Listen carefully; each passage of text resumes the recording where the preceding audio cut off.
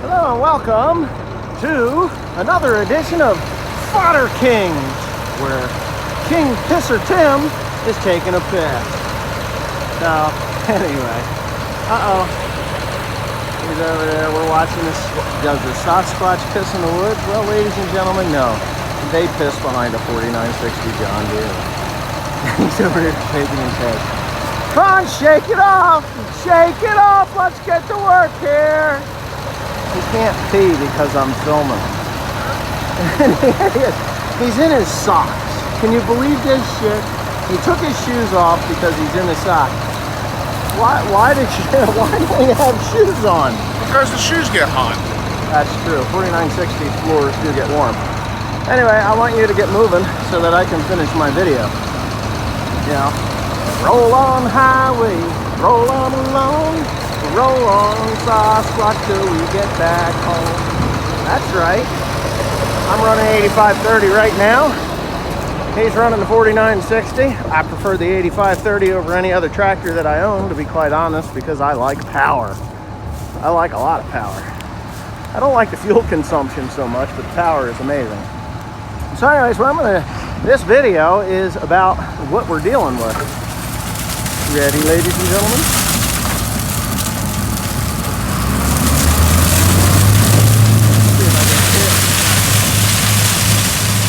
Okay, so I've got the boys cutting this kind of high, and it's not pulling everything up off the ground. Now this is a rather mild case of this, but you look out there, there's not too many bales. This is chickweed.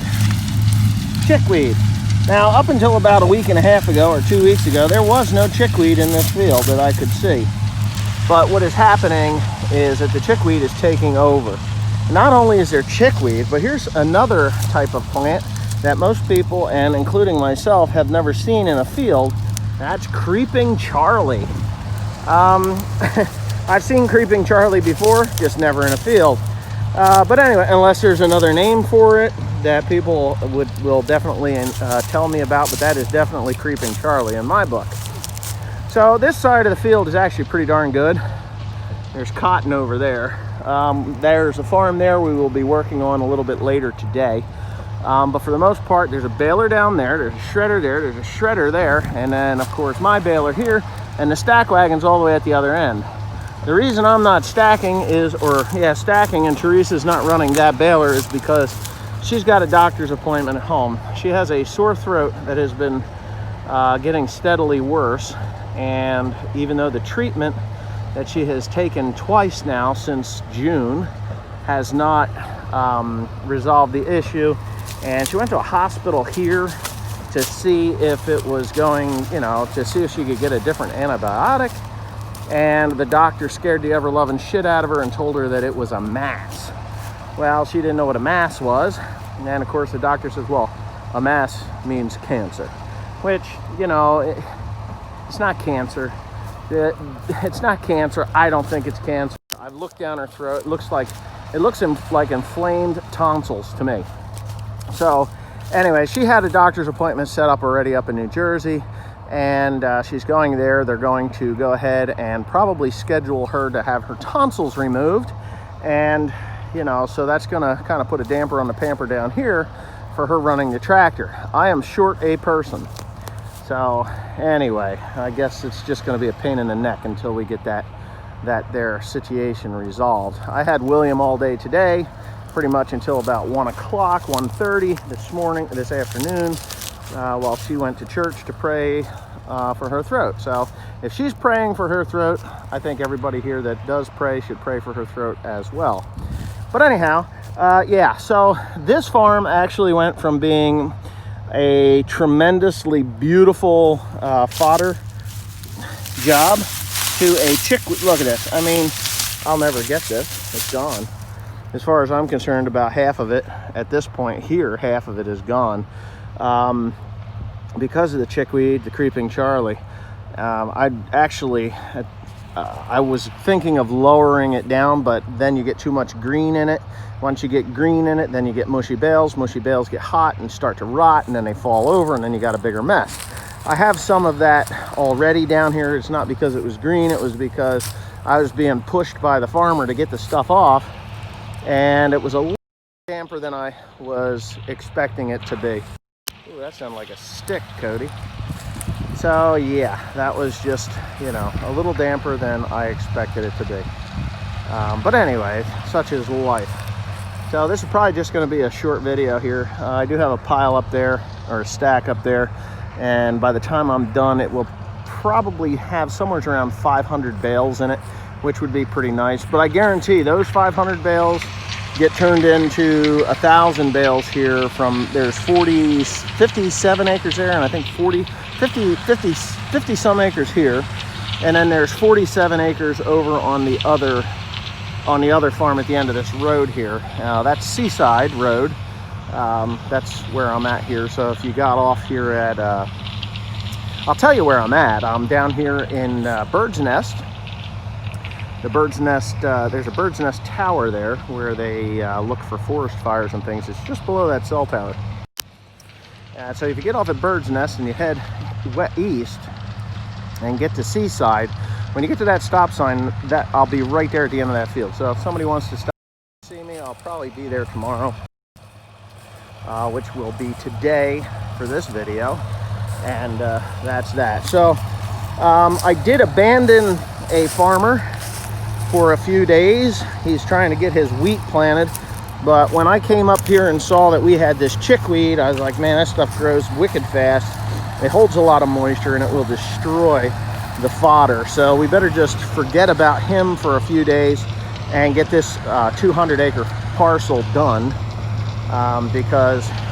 which basically turns it into 2 bales to the acre because of the creeping Charlie instead of the 5 that I was expecting.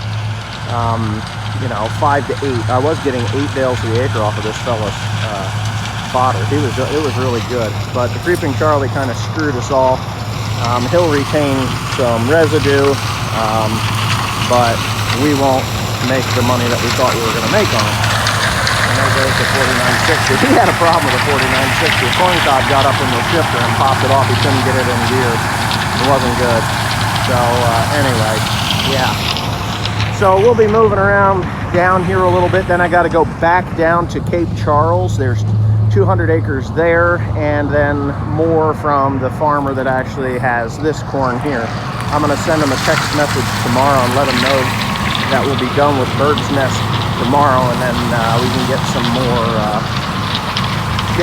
acreage. I need to come up with about, what I was told, about 5,000 more bales because they want to tarp everything. So when I get the 5,000 bales made and they get tarped, that'll mean that they'll have dry tarp corn fodder into July and August down here on the eastern shore, and that will go into the mushroom barns in July, you know, June, July, and August, when most of the corn fodder is either already hauled up there or rotting down here. It'll be nice and fresh and clean for them, and they'll be able to sell it. So, which is good. So I better shut up and get on my merry way. I've wasted 8 minutes of your time. Bale counts on this baler, we are at, I think we're at about 1,500 bales on this particular baler, and we're at like 6,000 on the new baler. So we're closing in at 8,000 bales, I believe. I got to find out what Joe says. I've got the knotters tuned and ready to go on this baler, both balers. I got out once in 100 bales to do some repairs, and not repairs. I had a buildup of fodder underneath the plunger dogs at the top, and what that does is it allows the flake of hay to move back, and then it pulls shit up into the knotters. I need to be a little bit more yeah, what do you call it? I need to be a little bit more observant of that. So get out every 50 bales and clean it out, because it is, I don't know why, but corn fodder doesn't blow away as easy as say wheat straw or even the hay chaff. So, yep, Trump, make America great again. I voted for him the first time. I'll vote for him again the second time. As long as I can see some liberal tears, I'll vote for him a third time as well. Anyway, there you go. You can hear me okay? How's that looking? Did you lower the headers down?